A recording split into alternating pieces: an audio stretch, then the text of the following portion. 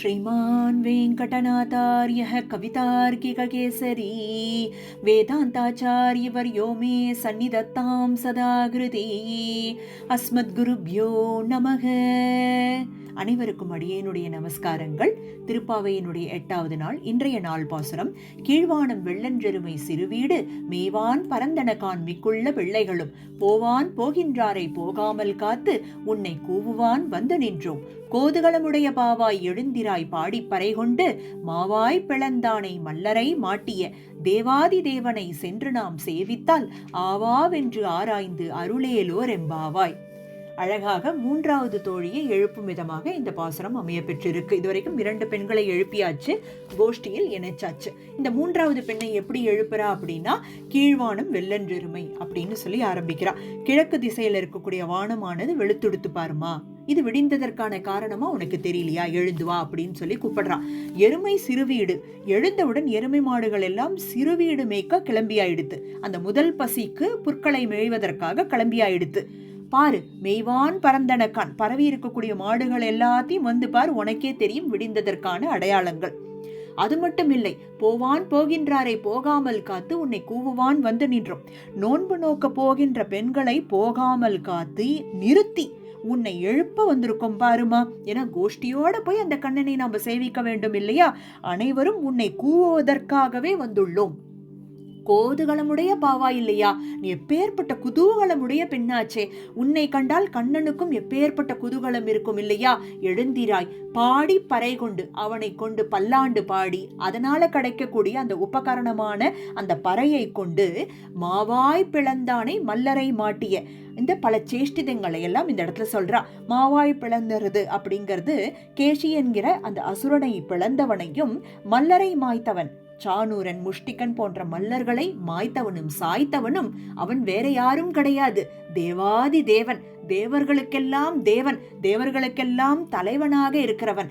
அவனை நாம் சென்று சேவித்தால், இப்பேற்பட்ட அவனுடைய சேட்டிதங்களை எல்லாம் பாடி கோஷ்டியோடு சென்று குதூகலமோடு போய் அவனை சேவித்தால் அவன் என்ன பண்ணுவானா, உடனே நம்மள பார்த்து, குழந்தைகள் எல்லாம் கோஷ்டியோட வந்திருக்காளே, ஆவாவென்று ஆராய்ந்து அருளேலோர் எம்பாவாய். நம்ம கேட்கறதையும் கொடுப்பான், நமக்கு எது நல்லதோ அதையும் பார்த்து பார்த்து பார்த்து பார்த்து கொடுத்தோம் கொடுத்தோம் கொடுத்தோம்னு கொடுத்து கொண்டே இருப்பானா பெருமாள். அப்பேற்பட்ட சந்தோஷத்துல ஆழ்ந்து போயிடுவான் அப்படின்னு சொல்லி இந்த இடத்துல தன்னுடைய 3வது தோழியை எழுப்புறான்.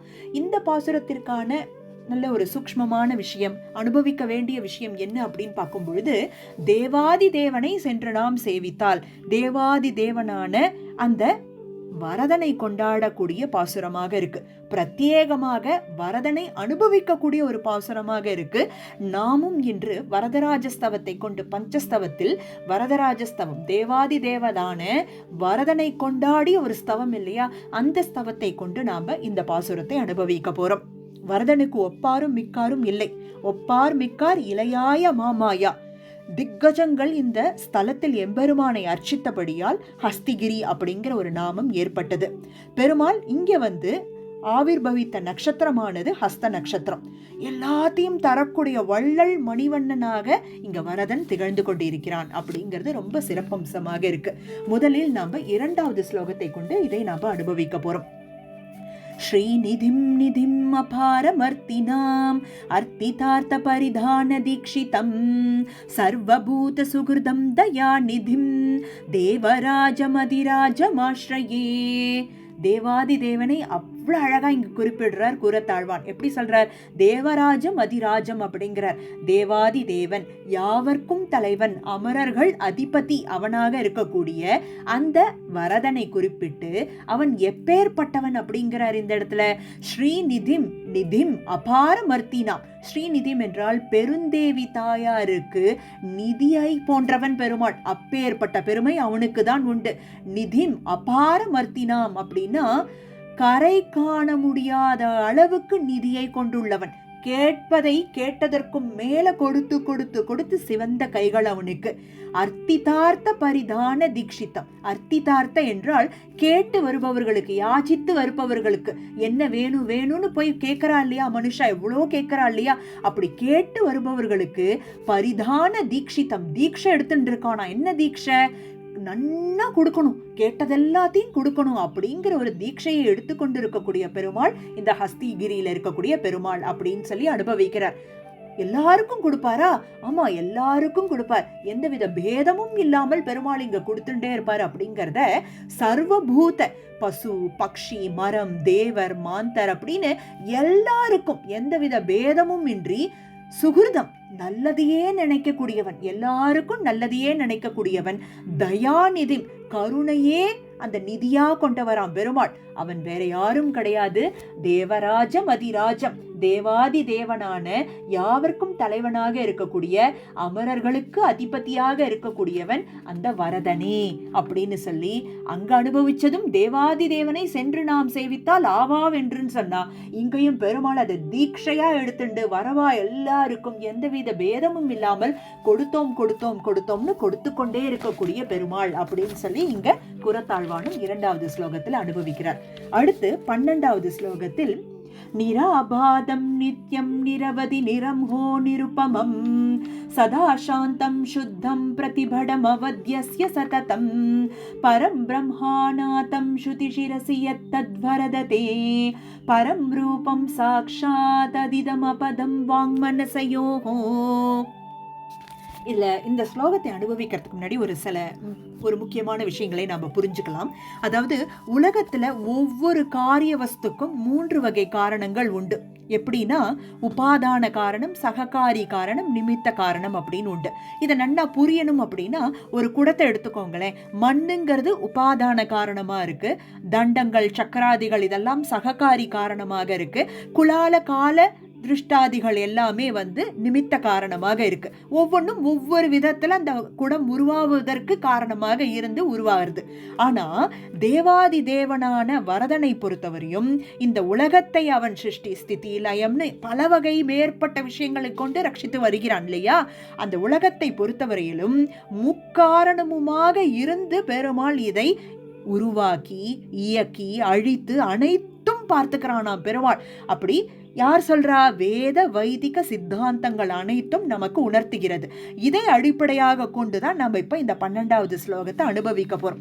வரம் வலிக்கும் வருதன் அப்படின்னு சொல்லிட்டோம். அவனுடைய பர ரூபமானது ஊனக்கண்களாலும் காணும் அளவுக்கு சௌசீல்ய, சௌலபிய, வாத்சல்யாதி குணங்களை வெளிப்படுத்தக்கூடிய அளவுக்கு வரதனாக உள்ளான் அப்படிங்கிறார்.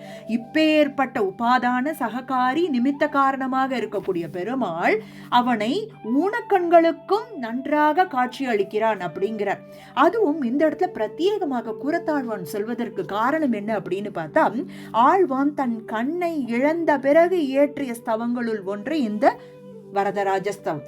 கண்ணை இழந்த பிறகும் பெருமாளினுடைய அந்த ஒரு கண் முன்னாடி பெருமாள் சாட்சாத்காரம் வந்தாராம். பெருமாளை, அந்த வரதனை நான் அனுபவிக்க முடியறது அப்படின்னு சொல்றார். ஏன்னா பிரகிருதி சம்பந்தத்தோடு இருக்கக்கூடிய அனைத்து வஸ்துவும் தன்மை மாறிவிடும், விகாரங்கள் ஏற்படும். இந்த விகாரங்கள்லாம் தட்டாமல் கலக்காமல் தேச, கால, வஸ்து அப்படின்னு இந்த பல பரிச்சேதங்கள்லாம் வரதனுக்கு இல்லை அப்படிங்கிற விஷயத்தை இந்த இடத்துல தெரிவிக்கிறார்.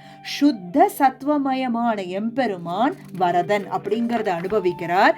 இதில் தான் கண்ணை இழந்திருப்பினும் சாக்ஷாத் வரம் தரும் வருதனை கண்களில் ஸ்வீகரிக்கிறேன், நேரில் காண்கிறேன் அப்படிங்கிற ஒரு விஷயத்தை இந்த இடத்துல குறிப்பிடுறார்.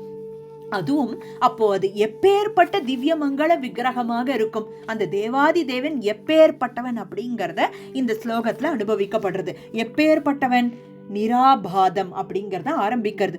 மாறுபாடு அடையாததும், நித்தியம், எதிர், நிகழ், கழிவு என்ற முக்காலத்திலும் நிலையாயிருப்பதும், நிரவதி, எல்லா இடங்களில் உள்ளதும், நிருபமும், பூர்ணமானதும், நிரம்ஹக, கெட்ட குணங்கள் அற்றதும், சதா சாந்தம், எப்போதும் அனுகூலமாக இருப்பதும், சதா சுத்தம், சத்வஸ்வரூபமானதும், அவத்யஸ்ய, எப்பொழுதும் தன்னை ஆசித்தவர்களை ரட்சிப்பதும், பாப்பங்களை ஒழிக்கக்கூடியவனாக இருக்கிறான் பெருமாள். பரம் பிரம்ம, யாரை, எந்த பரம்பொருளை வேதம் பிரம்மம் என்று சொல்கிறதோ, ஓதப்படுகிறதோ, அவன் வேறு யாரும் கிடையாது. அதை ஸ்ருதி சிரசாய் அப்படின்னு ஸ்ருதிகளால் நாம அனுபவிக்கிறோம். ஸ்ருதி சிரசி அப்படின்னு இந்த இடத்துல சொல்லப்பட்டிருக்கு. அப்பேற்பட்ட அந்த பரம்பொருளை அத்தகைய திருவுருவத்தை, வரம் தரும் தெய்வத்தை எத்தத் வரத, நேரில் காண்கிறேன். அவன் வேற யாரும் கிடையாது, அது வரதனே. வாங் மனசையோ, சொல்லுக்கும் மனசுக்கும் அப்பாற்பட்டவன், எட்டாதவன் அவன். அவனை நான் கண்முன்னே ஸ்வீகரிக்கிறேன், கண்ணை இழந்தும் கண்முன்னே ஸ்வீகரிக்கிறேன் அப்படின்னு சொல்லி அப்பேற்பட்ட பெருமையை உடையவன் வரதராஜன், தேவாதி தேவன். அதாவது அவனை நாம் சென்று சேவித்தால், கொண்டு நேர்ல போய் நின்னுட்டா போருமா பெருமாள் முன்னாடி, ஆஹா என்று ஆராய்ந்து அருளக்கூடிய பெருமாள் அந்த தேவாதி தேவனான வரதனே அப்படின்னு சொல்லி இந்த 2வது ஸ்லோகத்திலும் 12வது ஸ்லோகத்திலும் கூறத்தாழ்வான் அனுபவிக்கிறார். ஒவ்வொரு ஸ்லோகங்களும் அனுபவிக்க வேண்டிய ஸ்லோகமாக இருக்கு. அதுவும் பிரத்யேகமாக வரதனுடைய திருவுருவத்தை, எப்பேற்பட்ட திவ்யமங்கள விக்கிரகம் அப்படிங்கிறதையும், கொடுத்தே கைகள் சிவந்த கைகள் என்றும் இந்த இடத்துல அனுபவிக்கப்படுகிறது. அவனை நம் நாச்சியாரும் 8வது பாசுரத்தில் ஆஹா என்று ஆராய்ந்து அருளபவன் அப்படின்னு சொல்லி அனுபவிச்சிருக்கா. அப்படி நாம் இன்னைக்கு வரதனை 3 ஸ்லோகங்கள் கொண்டு நாம் அனுபவிச்சோம். நாளைக்கும் 9வது பாசுரத்தில் பஞ்சஸ்தவத்தையும் சேர்ந்து அனுபவிப்போம். அஸ்மத் குருப்யோ நமக. கவிதார்க்கிக சிம்ஹாய கல்யாண குணசாலினே ஸ்ரீமதே வெங்கடேஷாய வேதாந்த குரவே நமக.